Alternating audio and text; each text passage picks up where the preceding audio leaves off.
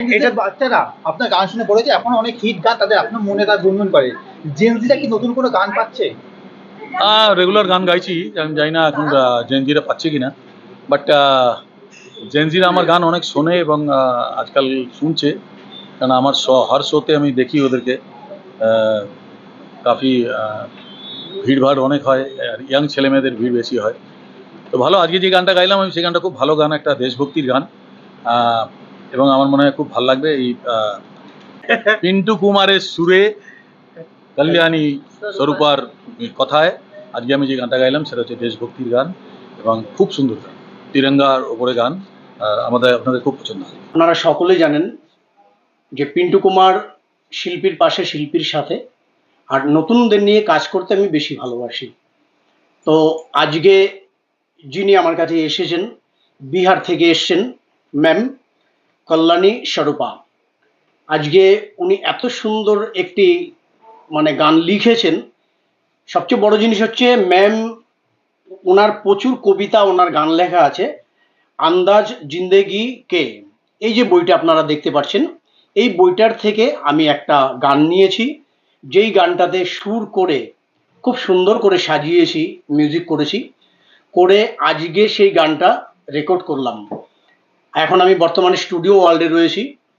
আর আজকে যিনি গানটা করেছেন, আমার যিনি স্বপ্নের ভগবান, সঙ্গীতের ভগবান, ভারতের রত্ন মেলোডি কিং কুমার শানু, আজকে দাদার কণ্ঠে এই গানটা আমি রেকর্ড করেছি।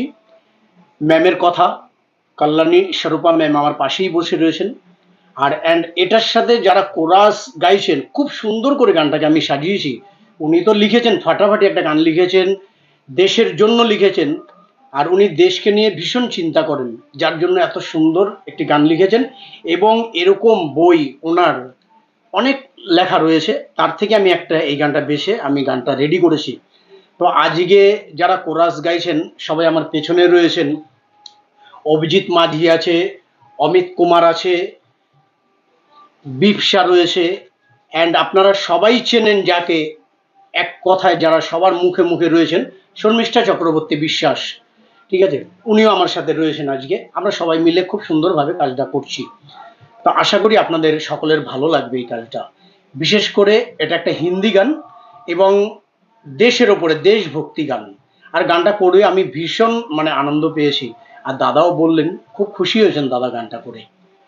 পিকে মিউজিক বিগত দিনে দেখা গেছে বিভিন্ন শো করেছে এবং সেখান থেকে একদম শিল্পী, প্রতিভা শিল্পী খুঁজে বের করেছে এবং তাদেরকে তুলে এনেছে। আগামী দিনে তাদের কোথাও জায়গা হচ্ছে নতুন গানে?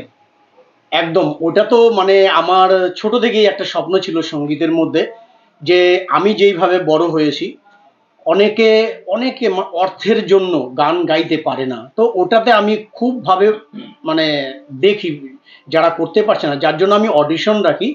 যারা ওখান থেকে ফার্স্ট সেকেন্ড থার্ড হয়ে আসে, তাদেরকে আমি একদম খুব সুন্দরভাবে আমার কথা শুনে তাদের গান আমি রিলিজ করি। এইটুকুনি তাদের পাশে আমি সবসময় থাকি বা থাকবো। আজকে কি কোরাসে তাদের দেখা গেছে?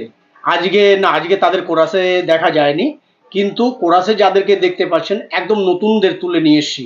কারণ তাদের চোখেও স্বপ্ন রয়েছে, ইন্ডাস্ট্রিতে প্রচুর ছেলেমেয়েরা কাজ করছে, কিন্তু নতুনদেরও একটা স্বপ্ন থাকে যে তারা কিছু করবে। আর বিশেষ করে আজকে যাকে পেয়েছেন, সঙ্গীতের ভগবান বলা যায়, ভারতের রত্ন মেলোডি কিং কুমার শানুকে। এই সর্বশেষ প্রশ্ন, যে এই গানে দু এক কলি যদি। এই গানের দুই একটা কলি এইটুকুনি আমি বলতে পারি। तिरंगा लहराएंगे, तिरंगा लहराएंगे,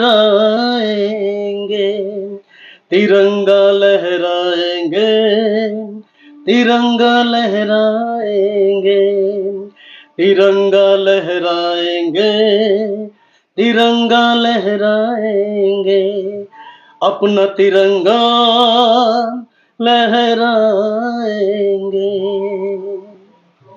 কবে শ্রোতারা পাচ্ছে শুনতে এই গানটি? এই গানটা আশা করছি 15ই আগস্টের আগেই এই গানটা আমরা রিলিজ করব।